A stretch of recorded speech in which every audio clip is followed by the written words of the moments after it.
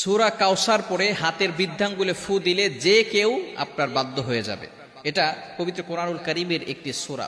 পবিত্র কোরআনুল কারীমের ভিতরে ছোট্ট একটি সূরা হচ্ছে সূরাতুল কাউসার। অনেক সময় আমাদের স্বামী আমাদের কথা শোনে না। অনেক সময় কিছু মায়েরা, কিছু বোনেরা আমাদেরকে ফোন দিয়ে থাকেন, হুজুর আমার স্বামী পরকীয়ায় লিপ্ত হয়েছে, আমার স্বামী বিভিন্ন মেয়েদের সাথে কথা বলে থাকে। অনেক সময় প্রবাসী ভাইরা আছেন, তারা বলেন আমার স্ত্রী আমার কথা শোনে না, আমার স্ত্রী আমার টাকা নিয়ে ফুর্তি করে অন্যদের ছেলেদের সাথে কথা বলে, কিন্তু সে আমার কোনো কথা শোনে না।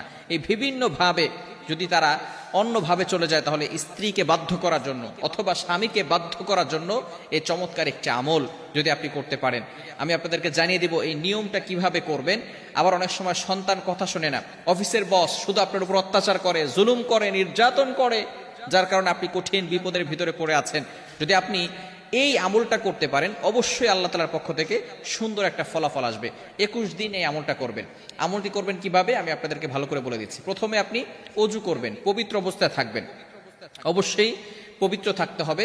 এরপর আপনি ফজরের নামাজের পরে অবশ্যই ফজরের নামাজ পড়বেন, কারণ ফজরের ভিতরে বরকত রয়েছে।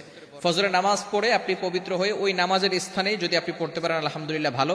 আর যদি সেখান থেকে উঠে অন্য কোনো কাজ করেন, তারপরে অজু অবস্থায় যদি সেখানে বসেন কোনো সমস্যা নাই, পড়তে পারবেন। আপনি প্রথমে অজু করবেন, অজু অবস্থায় সেখানে বসবেন, বসার পরে একবার সূরা ফাতিহা পড়বেন, এরপরে 4 কুল পড়বেন, কুল ইয়া আইয়ুহাল কাফিরুন, কুল হুয়াল্লাহু আহাদ, কুল আউযু বিরাব্বিল ফালাক, কুল আউযু বিরাব্বিন নাস। এটা পড়ে আপনার বুকে ফু দিবেন এবং পুরো শরীরকে মাসাজ করে দিবেন, আপনার শরীর বন্ধ হয়ে যাবে। এরপরে আপনি 3 বার দুরূদ শরীফ পড়বেন। আমরা নামাজের ভিতরে যে দুরূদ শরীফ পড়ি, এই দুরূদ শরীফ 3 বার পড়তে হবে। এই দুরূদ শরীফ 3 বার বলার পরে এরপর আপনি আউযু বিল্লাহ বিসমিল্লাহ সহকারে সূরা কাউসার পড়বেন 21 বার। কতবার?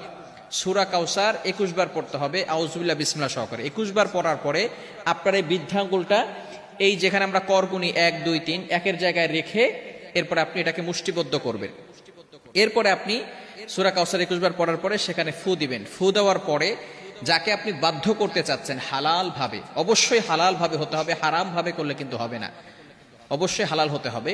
যাকে আপনি বাধ্য করতে চাচ্ছেন তার নাম 7 বার পড়বেন এবং তার পিতামাতার নাম 1 বার পড়বেন, এবং আপনি মনে মনে চিন্তা করবেন যে আমি তাকে হালাল ভাবে বাধ্য করতে চাচ্ছি এবং কোরআনিক ভাবে তাকে বাধ্য করতে চাচ্ছি।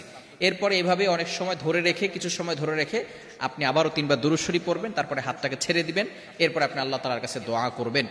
এই আমল যদি আপনি করতে পারেন ইনশাআল্লাহ 21 দিন টানা আমল যদি করতে পারেন, অবশ্যই আল্লাহ তাআলার পক্ষ থেকে ভালো